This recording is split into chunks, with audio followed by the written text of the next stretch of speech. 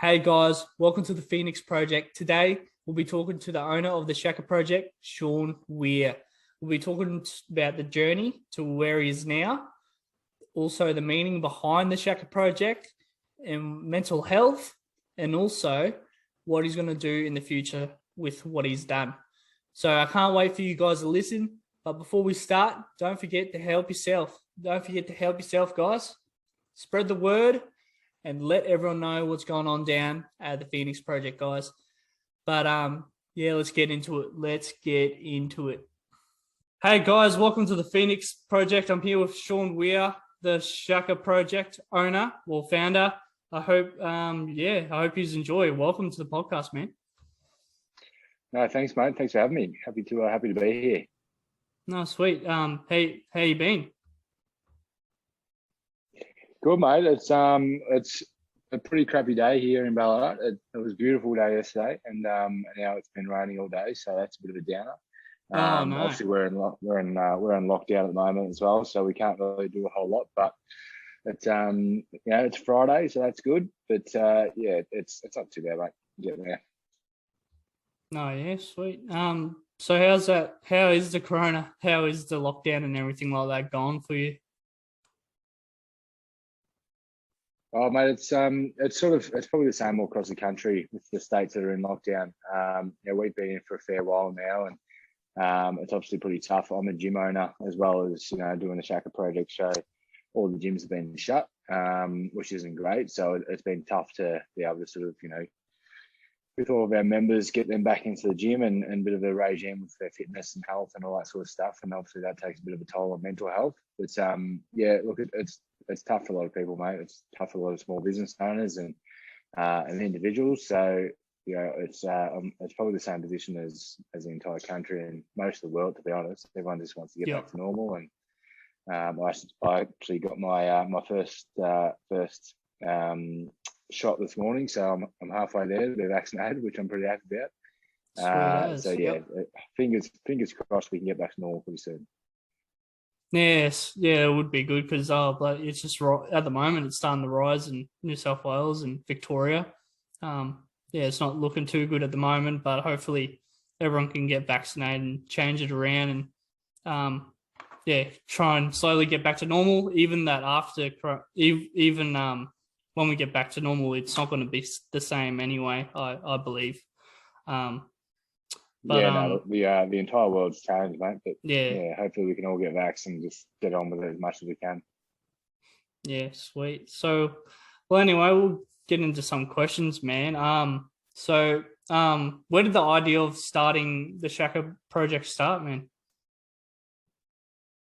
It's probably a bit of a long story, but basically with my gyms, we had done a lot of mental health awareness campaigns throughout the gyms, and it's also just based on my own mental health journey. So I spent a fair bit of time in hospital due to my mental health, and I had many suicide attempts, and I was a drug addict for a long time as well. So coming from my history, I sort of wanted to do something to encourage a conversation about mental health. And we used to do a lot of fundraisers and events throughout the gyms. And there was a certain event where we raised about $10,000 for a company, an organisation that is raising awareness and conversation about mental health. And we donated this money all to them, 100% of the funds. And when we donated the money, we got an email back, and it was pretty much just a very, very generic email. It just sort of said, "Thanks for your donation,"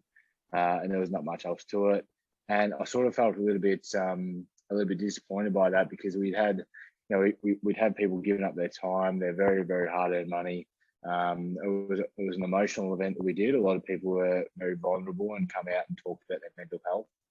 And it was a really emotionally driven event, and all we got back was sort of like a thank you donation, sort of a generic email. That was really potent for me and a bit disappointing. So I thought there's something that I can do, that I can sort of see more of an impact. I can see an impact, personally. I can see what sort of an effect it's having on people in more of a personal approach, and I'm sort of more in control of of what we do with funds, what we do with the message we're trying to get across, and be able to sort of leave a bit of a legacy as well. So, don't get me wrong, these organisations definitely need money and they do amazing work. But I just think that there needs to be that middleman in between, the general population and these big organisations, the middleman that gets into those conversations and talks to people about mental health. No, sweet, man. So what is the true meaning behind the Shaka Project?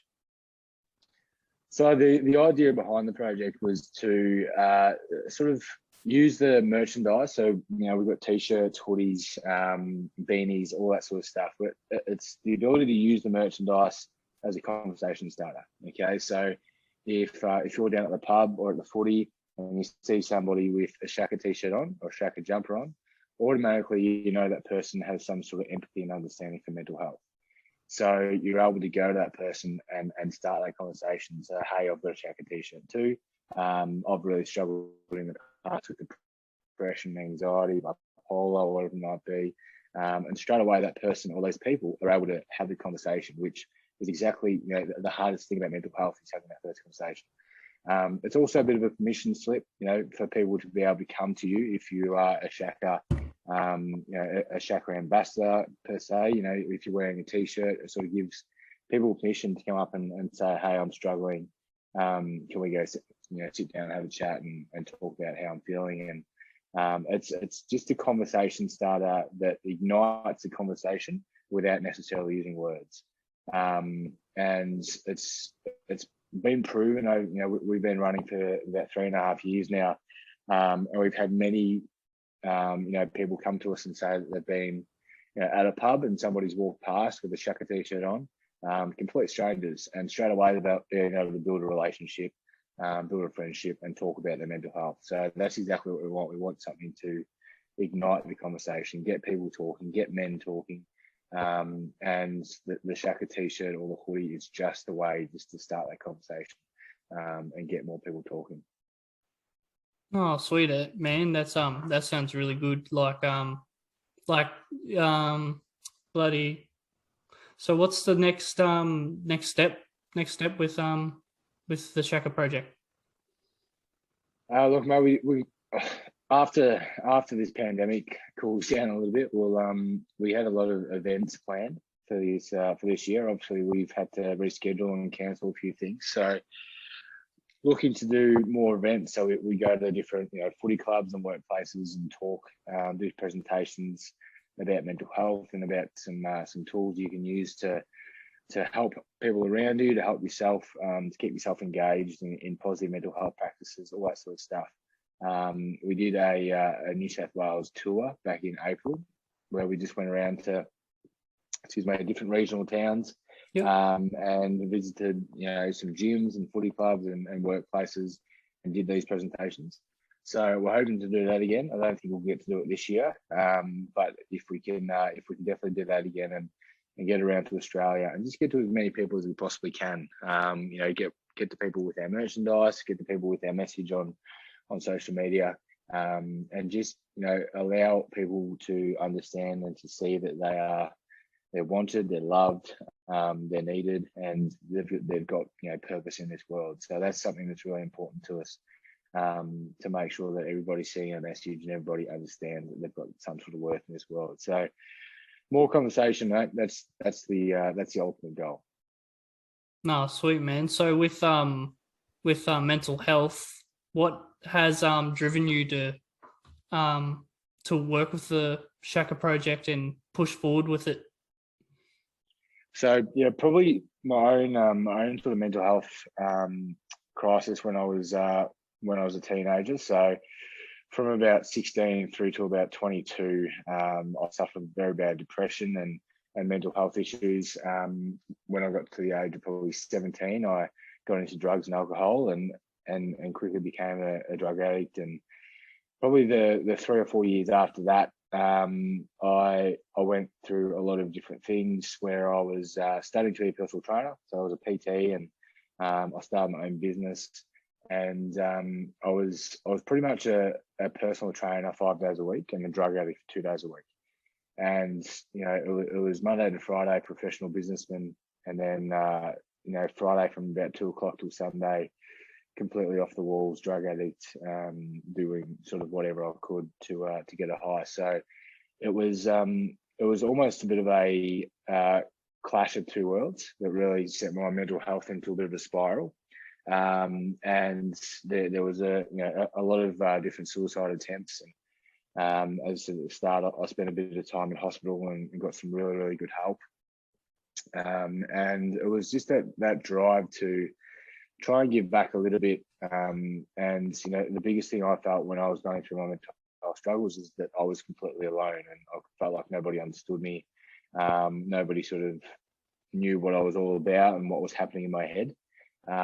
So I thought that, doing the Shaka Project, I could allow those people that are going through those things that I went through, I could try and show them the best way possible, that they're not alone, that they're not, that they're not going crazy because they're having these thoughts, that these thoughts are, are things that people experience, and they're not alone, and that there is people out there, there is help out there. So it's definitely based off, my want to make sure that men especially don't go down that path of self-harm or suicide.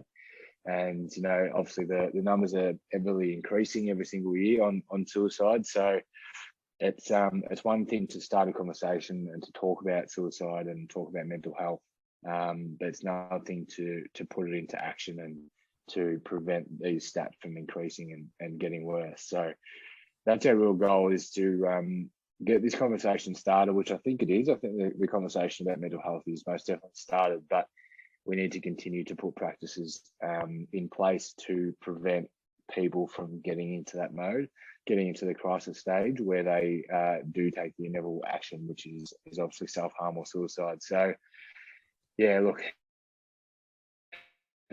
a long answer for you, mate, but it's essentially, wanting to give back what I wish I had when I was going through this crisis, and wanting to show people that they've got that assistance there. No, sweet, man. That was a great answer, and I'm sorry that you had to go, through that when you were younger and stuff like that. But what got you out of is there, like, with your mental health, what got you out of being in that mental state at that time of your life from 16 to 22? Did you say? Yeah. What got you out of that mental state? Look, it's mental health is a funny thing. So you don't really you've always got mental health issues. Everybody that wakes up today in Australia will have some sort of mental health, whether they're positive, negative. And I don't like using the word recover or cure or anything like that when it comes to mental health, but you do learn different processes, and you surround yourself with a different network of people. Obviously, a big trigger for me was the drugs and alcohol and stuff like that. So I got off that. I got off the drugs. I was completely sober since then, and that was a massive step for me. Starting to put myself first, starting to do things that I love to do, and then I eventually opened my own gym and started to find a little bit of success with work and my career, and I've now got 2 amazing kids as well, which is a big sort of driver for me to keep going, keep working on myself as well. But as I said before, mental health, you're never cured, and that's something that we want to push as well with the Shaka Project. Is just because we run the Shaka Project, we're not mental health warriors. We haven't worked out the secret formula to a happy life. We still struggle every single day.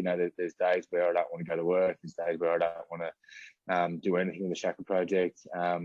And I need to make that clear, because if I was to portray that I'm cured from mental health, I'd never have those nasty thoughts anymore, and I'd never get into a crisis mode, then I'd just be lying. So it's really important for us to portray that we are still human. We still go through these motions, but when we're going through these motions, we know that we've got a massive community of people on Shaka that will support us. So that's a really, really big gift for me. I think we've just hit 35,000 followers on Instagram, and that's to me is 35,000 people that I can talk to if I'm ever in crisis. So it's amazing community that we've been able to achieve over the last 3 years, and I think that's a really big factor in what could save a lot of people, is knowing that there's so many people out there that are there for them and that will help them if they need it.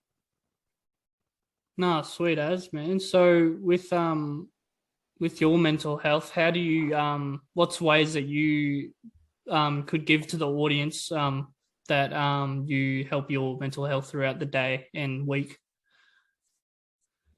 So my main thing is fitness. I'm a big gym junkie, and whether it be going for a run, going for a walk, ride bike, go and do some weights or whatever it might be, that's my massive outlet. So I try and do that at least every single day. But then stuff like seeing my kids are obviously amazing. But just sitting down and watching a movie or reading a book. I love that. I actually enjoy working. I really love working. And whether it be stuff on the Shaka Project or the gyms, it really does give me a bit of inner peace. So I might be doing that. But every single day, I'll just try and do something for myself, whether it be for half an hour, 10 minutes, for 3 hours, whatever it is.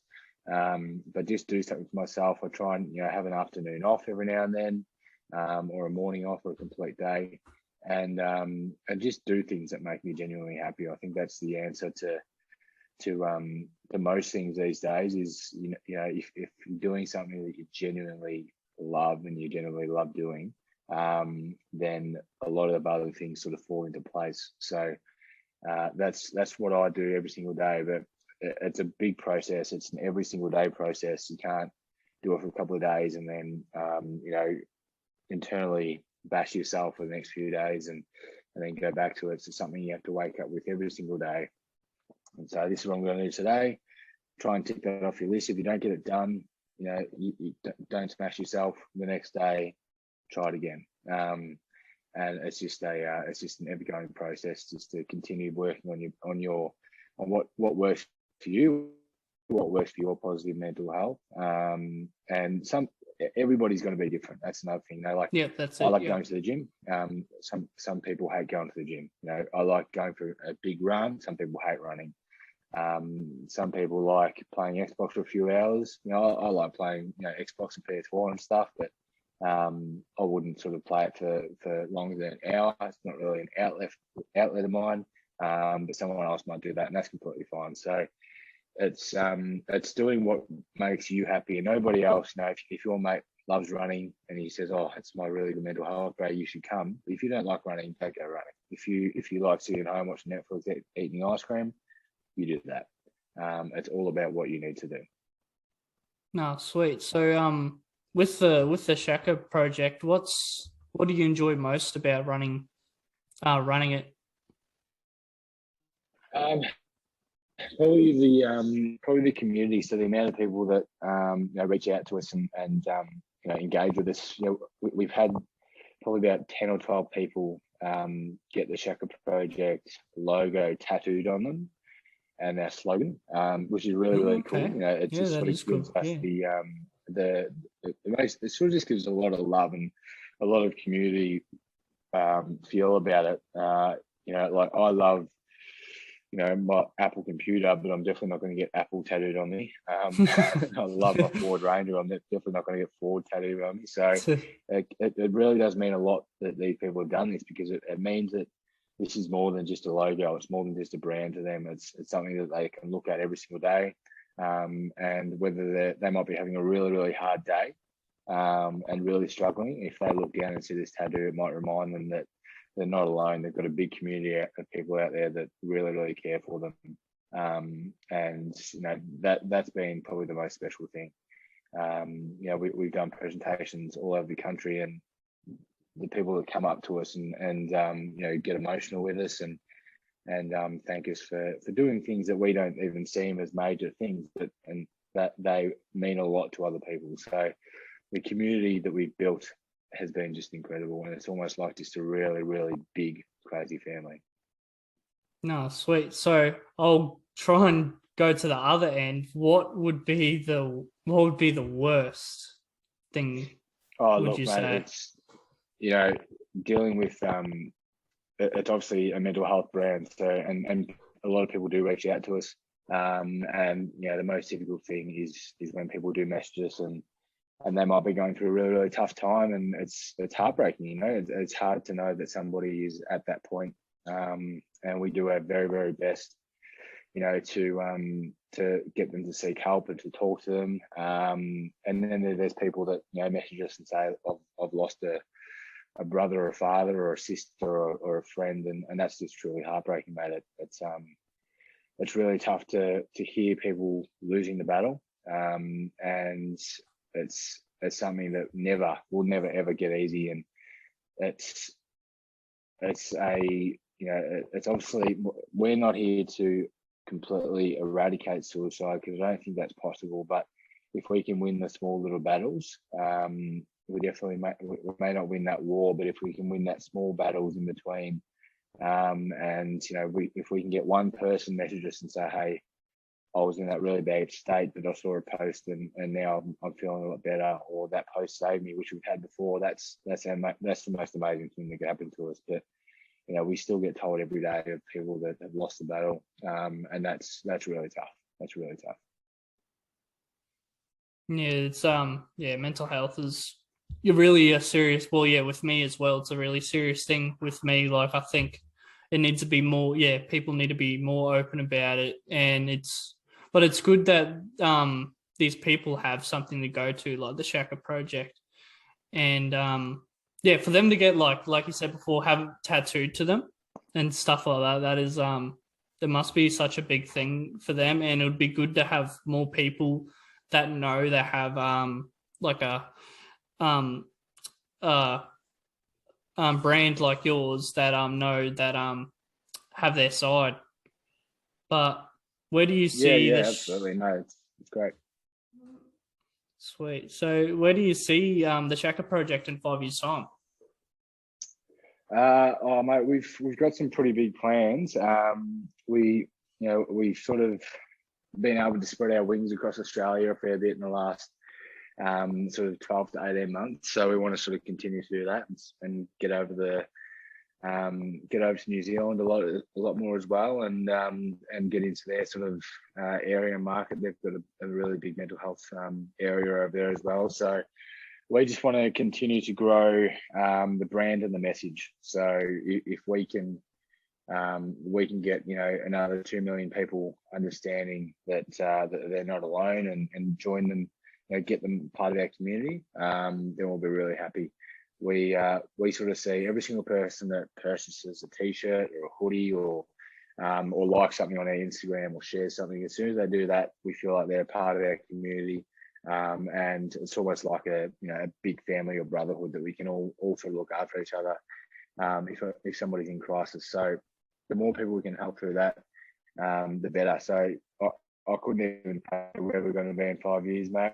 We could be absolutely anywhere, but I just hope that between now and then that we can sort of help people really understand that no matter how hard it gets, there is help out there.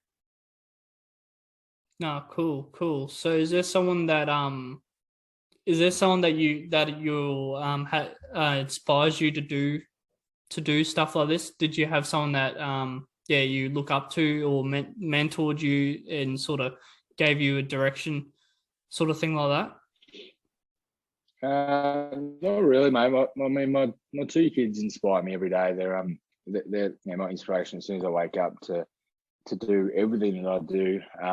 But there's never really been, my father suffered a lot with mental health, and he really, really taught me the importance of speaking up and talking about mental health, which has been something that I've been able to now portray onto the Shaka Project. So I suppose he has been a massive role model when it comes to talking about mental health. But when it comes to, just doing more and spreading the awareness as much as we possibly can, the motivation and the inspiration to do it is just to, save more people and just to, get more people understanding that, that there is help out there and they don't have to go through this alone. So, two little kids that inspire me every day, but it's what we can do with this message, because it's such a simple message, a simplistic thing that you can do by checking in with a mate, checking with a family member, checking with yourself. And I think that check-in or that little message you can send somebody can have just such a massive effect on somebody's life. So that's probably the inspiration, the ability of what we can really do with this message. No, sweet, man. So with with the Shaka project, what's something that you've now learned now since you've started the Shaka project? What's something that you learned that you didn't know? I probably from the start. So when I first launched the Shaka about 3.5 years ago, I was a little bit ignorant to how big mental health was in Australia and how widespread it was. So when I first launched it, mate, I pretty much launched it for my community. So where I live in Ballarat, which is it's a country city town. Yeah. It's about an hour and a half away from Melbourne, and I pretty much launched it in hope that I could have a little bit more conversation around mental health in Ballarat. We've got really, really high suicide rates here. And I thought this would be a really good thing to do for the city. And as soon as we launched it, we had orders from literally every single state in Australia, from overseas, from New Zealand. It just went crazy. It went absolutely nuts in the first month. And that was probably one big surprise for me. I'm like, wow, this is actually a bigger issue than I thought, because I didn't really look outside the areas of Ballarat. I thought the numbers in Ballarat are high for suicide rates. There's not enough people talking about suicide in Ballarat, so let's start a project here. And then I quickly picked up that the issues that were in Ballarat were all across the country. And that's been a massive wake-up call. There's places in New South Wales that, are 10 times worse, the Ballarat suicide rates. There's places in WA that are losing people, almost to the day. It's really, really scary, the numbers that we don't see, but hear about in the news, and you don't hear about the media. So it's something that once you're exposed to, and once you see it, and once you see what's going on throughout the entire country, that really woke me up to feeling like, all right, I was focusing this on Ballarat, but now I need to focus it on the entire country. Nah, sweet, man. Because it's nine at the moment. The stats are about 9 people a day in Australia. Take their own lives, and 75% of that are men as well. And it's just rising from there. And we don't know all of there's probably more to that. Like, we don't know that that's just a made up stat. Who knows exactly the amount of people out there that haven't actually opened up. And a lot of people are just very lonely and just in their own rooms, don't really open up, and just sort of need that person to be by them. But a lot of them sort of push that away, and we need a good system. We need to try and find a good system, and if that ever happens, to try and open that mental health is good to talk like it's. It's not weak to talk about it. It's not weak at all. So with that, is there any stories or anything that you've got from since you've started the Shaka Project that sort of hit your heart a bit, like from people that are in the community that you're able to share it all? Yeah, there's plenty of stories. So, as you said before, we get some amazing people contact us with some amazing stories, and then we get some really, really tough ones as well. So one that probably comes to mind is a regional city in New South Wales. And this was a couple of years ago. This is actually the first year that we're running the Shaka Project, and we had a really big influx of orders from this regional town. And there was like 13 in a week from the same town. And this was back when we first started. We only first started the Shaka Project, and we're only getting maybe 20 orders a week. So to get this many from this town was crazy. So I put a shout out on there on social media just to see, is there like an event going on? Is somebody buying all these for the, what's happening? And Yep. we got this message from this girl, and she pretty much explained that within a week there had been 4 males take their own life in this regional town. And it was pretty much a domino effect. You know, there was one that took his own life, and then his best mate couldn't go on without his best mate, so he took his own life. And then there was another separate incident. These people didn't know each other, and it was pretty much simply the same with a brother of his. So within a week, this small regional town lost 4 people, 4 men, and you know, that was heartbreaking. That was really, really tough, especially regional towns. You know, regional towns, everybody knows everybody. You know, it's really, really tough to rebuild a community after that, especially when it comes to 4 people. You know, that's pretty disastrous. So that was one story that really hit me hard, and it was really, really tough. We had a suicide here in Ballarat, my hometown, just last year, and that was really hard. I knew him. I went to school with him. I wasn't, you know, super close with him. We had hung out a few times, and we sort of acquaintances. But you know, we had been working so hard, the Shaka Project, and trying to get all across the country and all that sort of stuff. And then when this happened, I thought, fuck, I'm putting all these things out here, and then something so close to home happens, with suicides. That was really, really tough, to sort of, you know, hear and see all his friends mourning and stuff like that as well. So that was really, really tough.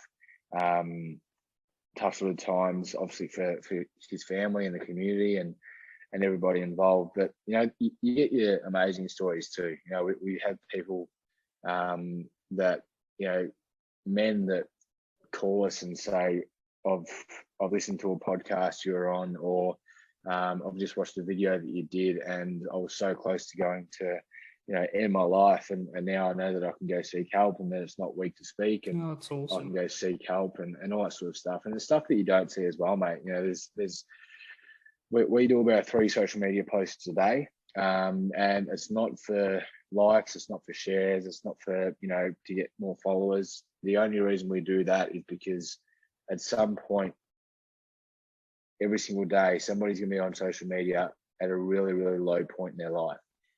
Some people might be scrolling, having a really good time, having a good day, and they might see our post and keep scrolling. That's fine. That's okay. But somebody might be on there really, really struggling, and if they get a chance to swipe past their post and it says something like "You matter," it says something like, you know, "Don't go," you know, "Seek help," a crisis phone number, whatever it is. They don't have to like it. They don't have to share it. They don't have to comment on it. But at least they know that help is there. So, you know, the people that we don't see, that get sort of some sort of value from our content, that's an amazing feeling as well.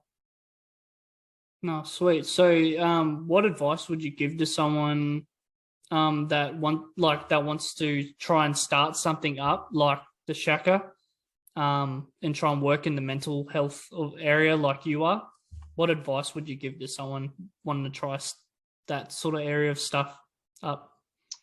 Yeah, make sure it's something that you genuinely love doing. I think a lot of people are doing things that they think would work really well, and do things that would, you know, maybe make them money, and whether it be mental health or something else, there might be a completely different career. But just do what makes you happy. You know, there's so many people out there that are working jobs they absolutely hate. They're in careers they hate. You know, I say this a lot. I hate painting. You know, like house painters and like, full credit to them. I have the utmost respect for people that paint, but I absolutely hate it. And if someone came to me today and said, "I'm going to pay you $1 million a year, or $2 million, $10 million a year to be a painter," I would reject it. I'd say no straight away, because I genuinely hate doing it. So it's something you must be doing something you love to do, and it will become easy. You know, if somebody said to me that from tomorrow morning you can continue to run the Shaka Project, continue to run your gyms, but you're not going to get any income for the rest of your life, I'd still do it 100%, because I genuinely love doing it. And when you get to the point where you wake up and you actually love doing something, the money, everything else, it doesn't actually matter. You find that it doesn't matter one little bit how much money you're making, where the money's coming from. All that matters is you're doing something you love doing, and that's the best piece of advice I could give to anybody, whether they want to start a business, start a clothing label, start a charity, whatever it is. If you don't love it, do not do it. If you genuinely love it, then go full steam ahead. No, sweet as, man. Well, that's all the questions I really got for you, man. Thanks for hopping on. What is there anything that you'd like to promote before we end the podcast, man? Yeah, look, if you want to check this out on Instagram, the Shaka Project. Otherwise, we're at shakaproject.com, which is our website. But most of our content and where you can find us is all on the Instagram. So head on there and check it out. No, sweet as. Well, yeah, thanks for coming on for the episode. And yeah, guys, go check the Shaka Project out. It's really great what they're doing and what the motive. And I can see plenty of people. I can see why people enjoy, help their mental.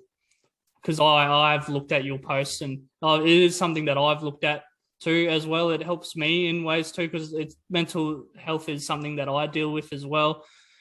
But yeah, I really appreciate what you're doing with the Shaka Project. It's really good. Like it'll be good for it to spread out, and I can see it spreading out to New Zealand and wherever you really want it to go, man. But yeah, thanks anyway for coming on. Really appreciate it. And we'll have to do this sometime again, man. I appreciate it. No, thank you, mate. Really appreciate it. Thank you, mate. Really good. Thank you. Okay. See you guys. Hey guys, thanks for listening to this episode of the Phoenix Project. It was so good to talk to Sean Weir on how he grew the Shaka Project and what his plans are, but also what his meaning was with mental health. But yeah, guys, thank you for listening. But before I go, don't forget to help yourself, guys. Don't forget to help yourself. Spread the word and let everyone know what's going on down at the Phoenix Project. See you later, guys.